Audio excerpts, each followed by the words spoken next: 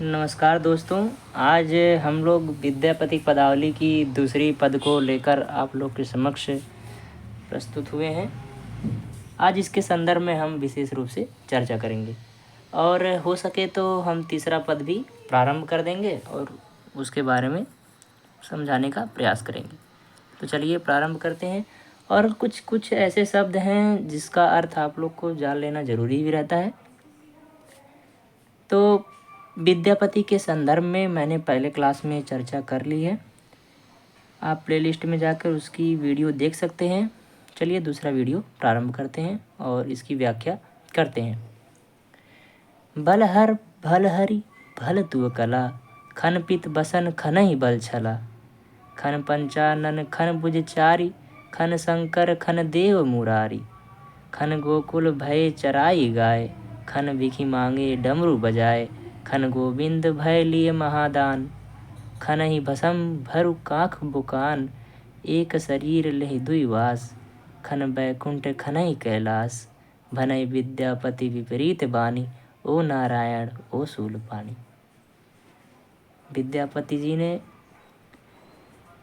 शंकर जी के और कृष्ण जी के वर्णनों को, यहाँ दोनों के प्रवृत्तियों को विशेष रूप से उजागर करने का प्रयास किया है। जहाँ उनके एक तरफ सरलता का भावबोध किया है, ग्रामीण जीवन स्तरों के तथा उनके सौंदर्य का वर्णन किया है इन्होंने। तो चलिए संदर्भ एक बार पुनः जान लीजिए कि प्रस्तुत पद्यांश हमारे मध्यकालीन काव्य के विद्यापति पदावली या पदावली से लिया गया है, जिसके कवि विद्यापति जी हैं। ठीक हो। अब आते हैं प्रसंग पे। प्रसंग में आप लोग ऐसा लिख सकते हैं कि प्रस्तुत पंक्तियाँ, जैसे हमने पहले ही कहा कि जब आप पूरे इस भाव को जान जाएंगे तो उसका एक समेकित रूप, संक्षिप्त रूप होता है संदर्भ, प्रसंग।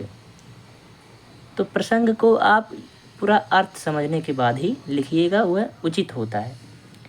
तो वैसे तो विद्यापति श्री कृष्ण और महादेव अर्थात सृष्टि को बनाने वाले अर्थात नष्ट करने वाले की भक्ति के बारे में वर्णन करते हैं। तो चलिए प्रारंभ करते हैं कि भल हर भल हरि भल तुअ कला। यहाँ एक भल हर का मतलब है शंकर जी से और हरि का मतलब है कृष्ण जी से। तो कहते हैं ईश्वर एक है परंतु इसके विविध रूप है। जैसे कि आज के संदर्भ में देख लिया जाए, सभी लोग अपने अलग अलग धर्म को मानते हैं। तो कहने का तात्पर्य यही है कि ईश्वर एक है परंतु उसके विविध रूप हैं। ऐसे ही हरि और शंकर दोनों अच्छे हैं, दोनों के पास अपनी अपनी कलाएं हैं। यहाँ कलाओं का तात्पर्य, जैसे कभी श्री कृष्ण पीले वस्त्र धारण करते हैं, खन पित बसन। यहाँ खन का मतलब होता है क्षण क्षण में, यानी कि क्षण भर में। क्षण भर में कभी कृष्ण जी पीले वस्त्र, पित बसन, पीले वस्त्र धारण करते हैं। तो कहीं यहाँ शंकर जी से तात्पर्य है महादेव, शंकर जी से तात्पर्य है हर हर महादेव। भल हर का तात्पर्य यहाँ हर हर महादेव यानी कि शंकर जी से तात्पर्य है यहाँ पे। तो भल हर भल हरि भल तुअ कला, चाहे शंकर जी हों चाहे कृष्ण जी हों, सभी के पास अपनी अपनी कलाएं हैं। क्षण भर में ये परिवर्तित होती रहती है। क्षण भर में कभी पीले वस्त्र धारण कर लेते हैं अर्थात श्री कृष्ण, और कभी कभी वो तो सिंह के खाल पर बैठे नजर आते हैं अर्थात सिंह के खाल को धारण किए नजर आते हैं अर्थात शंकर जी। खन पंचानन घन बुझ चारि, खन शंकर घन देव मुरारी। कहने का तात्पर्य यह है कि क्षण भर में कभी रक्षा करने वाले, कभी कभी ऐसा प्रतीत होता है खन पंचानन खन भुज चारि। कभी वो पांचों देवों के आनंद, पांचों देवों के स्वामी, तो कभी उनके हाथ चार हो जाते हैं। यहाँ तात्पर्य है उनकी कृतज्ञता को, उनकी बहुज्ञता का प्रदर्शन करने का प्रयास किया गया है। तो यहाँ फिर से एक बार अर्थ समझिए। तो कभी सृष्टि के विनाशक, तो कभी क्षण भर में श्री कृष्ण, तो कहीं क्षण भर में शंकर। खन शंकर खन देव मुरारी, यानी कहने का तात्पर्य है कि कभी शंकर तो कभी कृष्ण आते जाते हैं, उनके प्रसंग को उजागर करने का यहाँ पे प्रयास करते हैं। खन गोकुल भय चराई उगाए, खन भीख मांगे डमरू बजाए। यहाँ पे एक देवता को एक ग्रामीण अंचल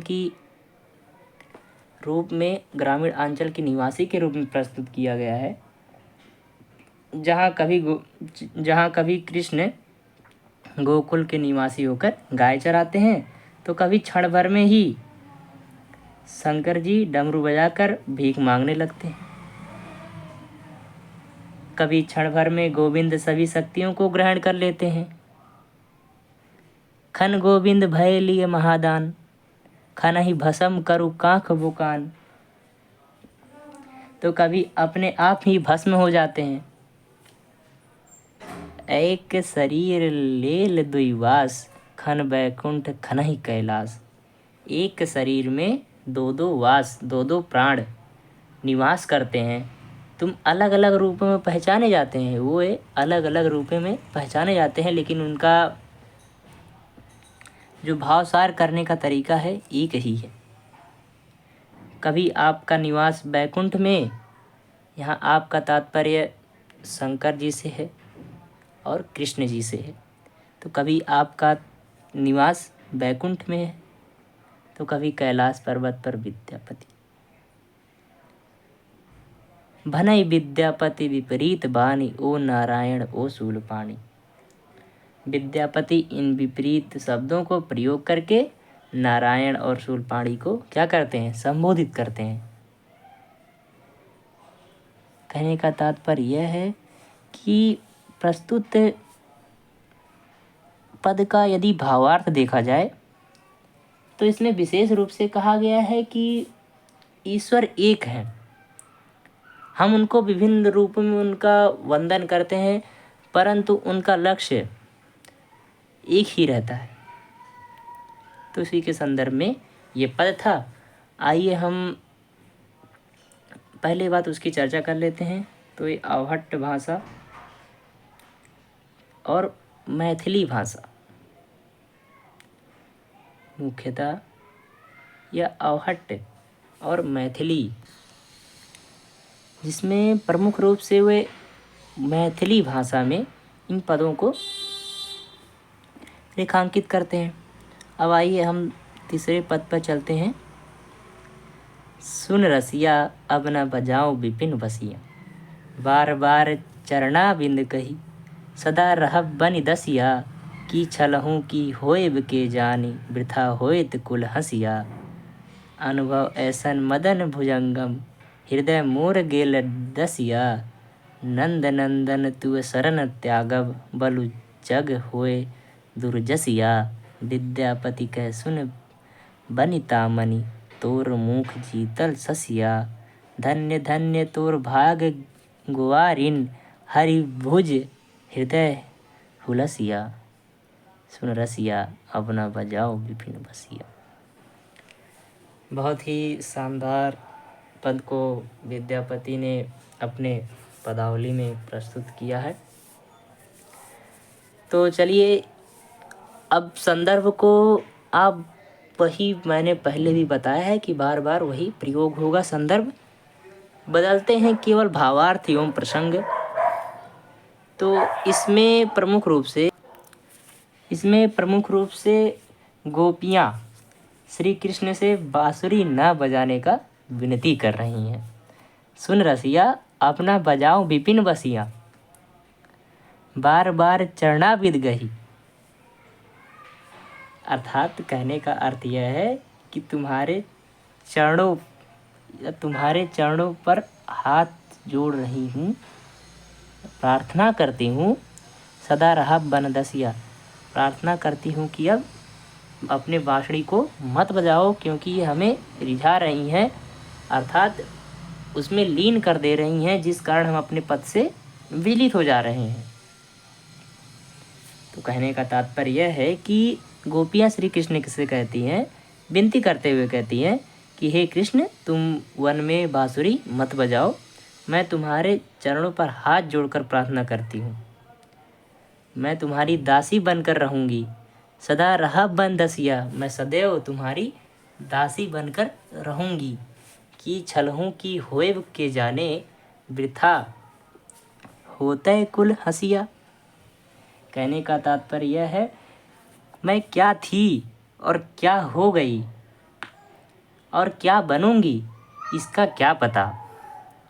कि कहने का तात्पर्य कि छलहूँ की होए के जाने, कि मैं क्या थी क्या होंगी, ये किसने जाना। मैं क्या थी क्या होंगी ये किसने जाना, क्या मुझे भी नहीं पता है। व्यर्थ ही में मैं समाज में हंसी का पात्र बनी हूँ। वृथा होएत कुल हंसिया, व्यर्थ ही में मैं समाज में हंसी का पात्र बनी हूँ। कि छलहूँ की होए के जाने, वृथा होएत कुल हंसिया। इसका अर्थ आपने समझ लिया। अनुभव ऐसन मदन भुजंगम, हृदय मोर गेल डसिया। कहने का तात्पर्य यह है कि मुझे ऐसा प्रतीत होता है कि काल रूपी सर्प ने मेरे हृदय को डस लिया है। अनुभव ऐसन मदन भुजंगम, मुझे ऐसा अनुभव या प्रतीत होता है कि काल रूपी सर्प ने मुझे, मेरे हृदय को, मेरे चित्त को डस लिया है। हे नंद, को आनंदित करने वाले अर्थात कौन? श्री कृष्ण। नंद नंदन तु सरस शरण न त्यागब। हे नंद अर्थात श्री कृष्ण, मैं तुम्हारे शरण का त्याग नहीं करूँगी। अर्थात गोपियाँ कहती हैं कि हे नंद के पुत्र, अर्थात नंद को रिझाने वाले पुत्र श्री कृष्ण, मैं तुम्हारे शरण का त्याग नहीं करूँगी, चाहे संसार में कितनी भी अपयश क्यों ना मुझे झेलने पड़े। अपयश यहाँ कहने का तात्पर्य है बुराई क्यों ना मुझे झेलनी पड़े, मैं तुम्हारे शरण में ही रहूँगी। विद्यापति कह सुन बिनती मान, बनिता मणि।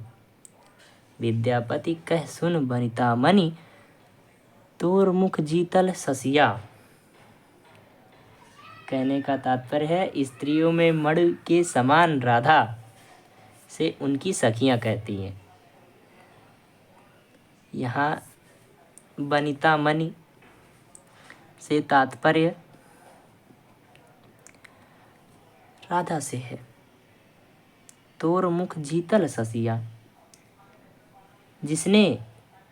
जिसके मुख ने चंद्रमा को जीत लिया है। विद्यापति कहते हैं कि बनिता मणि,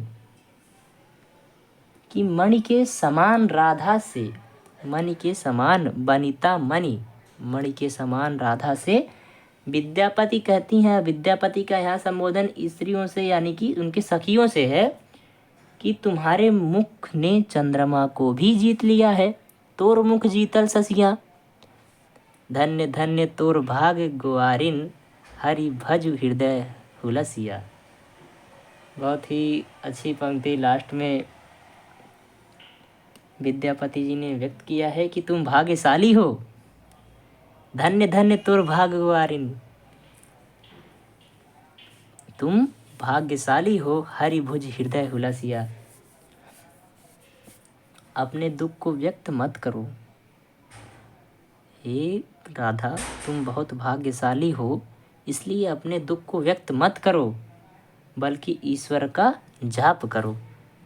क्योंकि कृष्ण का प्रेम राधा के प्रति अनन्य था, जिसका संदर्भ ही हम नहीं कर सकते हैं।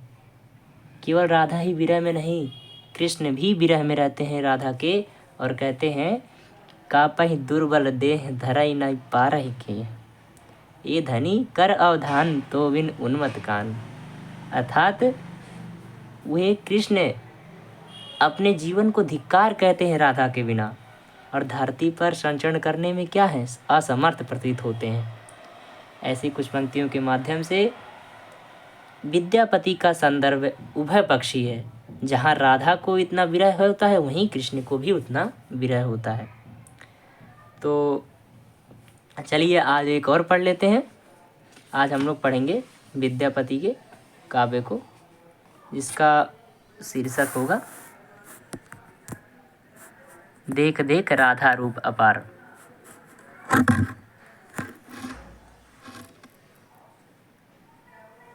देख देख राधा रूप अपार, अपरूप के बिह आने मिलावल, खित तन ला बनिसारी। अंग ही अंग अनंग मूर्छायत, हृदय पड़े अधीर। मनमत कोटि मथन करुजे, जन से हेरी मही मथ गिर। कत कत लक्ष्मी चरण तल ने छाओ, रंगनी हेरी विभोरी।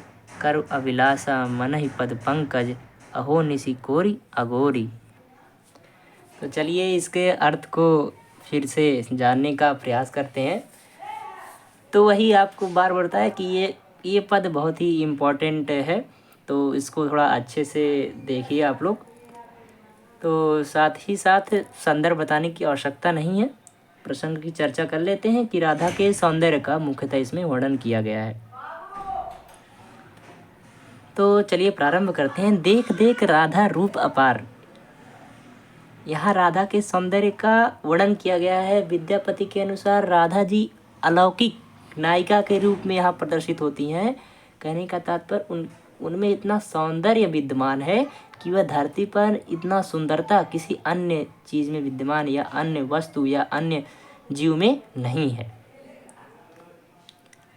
तो अपरूप के भी आन मिरावल खिदितन लाभ निसारी, अर्थात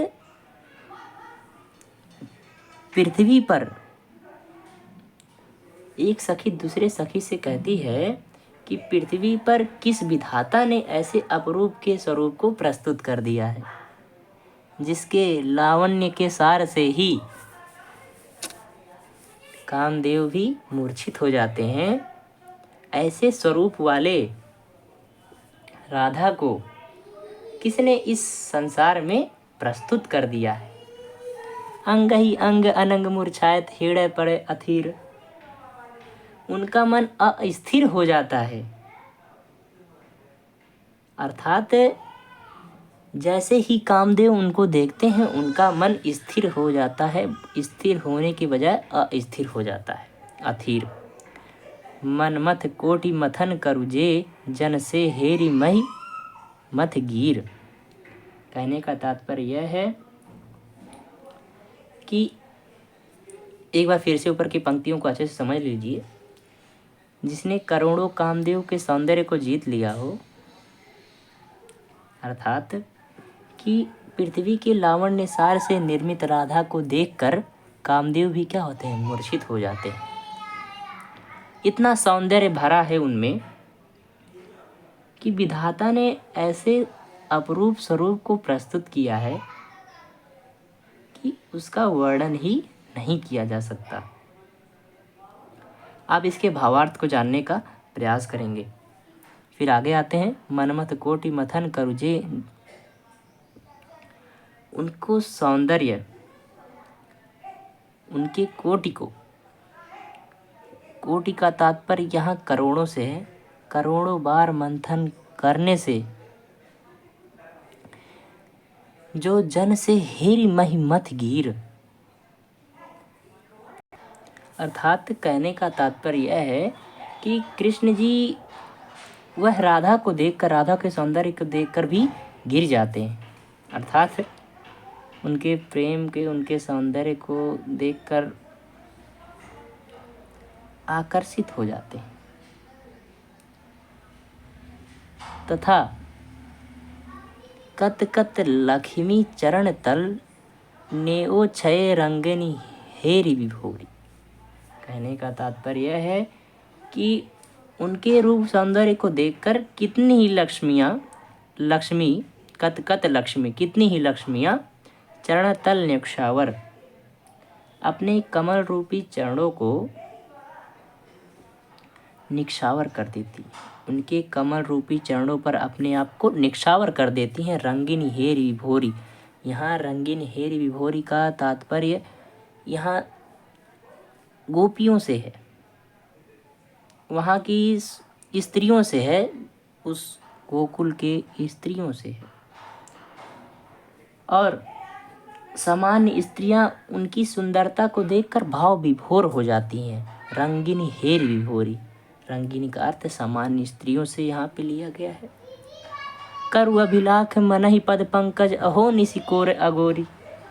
कहने का तात्पर्य और मन ही मन में अभिलाषा करती हैं, यानी कि इच्छा करती हैं। कर अभिलाख मतलब मन ही मन में इच्छा करती हैं। मन ही पद पंकज कमल रूपी चरणों को गोद में रखकर पद पंकज अहोनिसी कोरी अगोरी।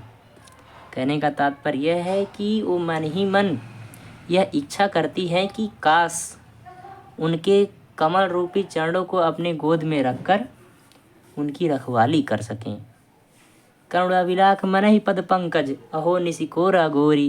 कहने का तात्पर्य यह है कि काश ऐसा हो सकता कि उनके उस सौंदर्य में चरणों को जो कमल के समान हैं उनको अपनी गोद में लेकर उनकी रखवाली कर सकें। तो ये रहा चौथा पद का प्रसंग और व्याख्या। आज के लिए इतना ही, और इसके आगे की पंक्तियां हम बाद में पढ़ेंगे। आप लोगों का धन्यवाद।